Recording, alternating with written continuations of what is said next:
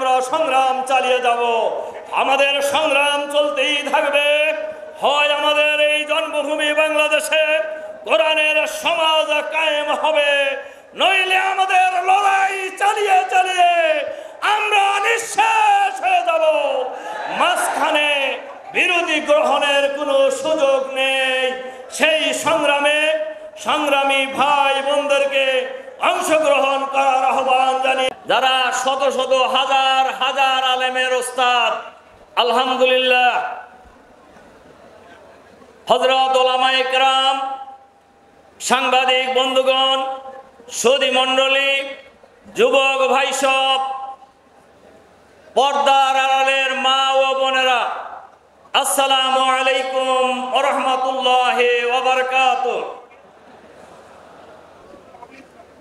আল্লাহ তাআলার শুকরিয়া, যিনি মেহেরবানি করে অনুগ্রহ করে আজকের এই সরোয়ার্দী উদ্যানের বিশাল ময়দানে লক্ষ লক্ষ জনতা, আল্লাহ তাআলা কোরআন শরীফে বলছেন, এই কথা বলেই শেষ করব, ইয়া আইয়ুহাল্লাযীনা আমানু, ঈমান যারা আনছে তাদেরকে বলছেন, হাল আদুল্লুকুম আলা তিজারাতিন তুনজিকুম মিন আযাবিন আলীম, আমি কি তোমাদেরকে এমন একটা সংগ্রামের কথা বলবো না, এমন একটা কাজের কথা বলবো না যে কাজ করলে জাহান্নামের ভয়াবহ আযাব থেকে রক্ষা পাওয়া যায়।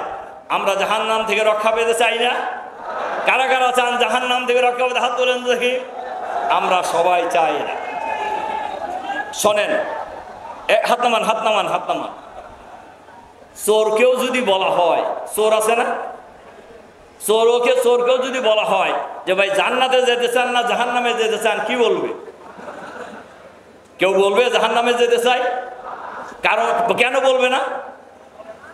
কারণ চোরও জানে জাহান্নাম কোনো ভালো জায়গা নয়।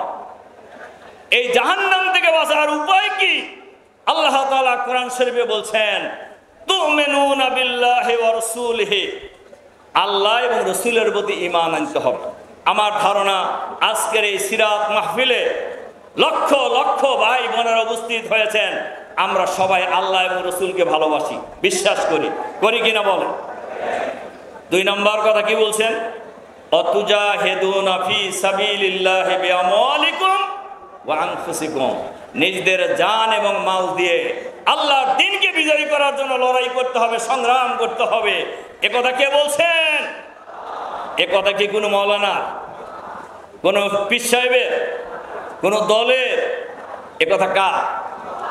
তাহলে দ্বীনকে বিজয়ী করার জন্য লড়াই করতে হবে, জিহাদ করার কথা বলছে। জিহাদের কথা শুনলেই আমাদের সমাজে এক শ্রেণীর লোকদের পায়জামা গরম হয়ে যায়, হয় না? আর এই পরাজিত যে সরকার, ইসলামের কথা বললেই তাদেরকে জঙ্গি বানিয়ে কারাগারে আটক করে রাখা হয়েছে। জিহাদের কথা বললেই জঙ্গি বানিয়ে নাটক সাজিয়ে এই দেশের আলেম ওলামাকে বছরের পর বছর কারাগারে আটক করে রাখা হয়েছে। বাংলাদেশের মাটিতে এই পরিবেশ আমরা আর তৈরি হতে দিব না ইনশাআল্লাহ। এই দেশ খানজাহান আলীর বাংলাদেশ, এই দেশ হাজী শরীয়তুল্লাহর বাংলাদেশ, এই দেশ শাহজালালের বাংলাদেশ, এই দেশ তিতুমীরের বাংলাদেশ, এই দেশ পীর মাশায়েখ আলেম ওলামা আউলিয়ার বাংলাদেশ। এই বাংলাদেশে আগামী দিনে কোরআনের সমাজ কায়েম হবে ইনশাআল্লাহ।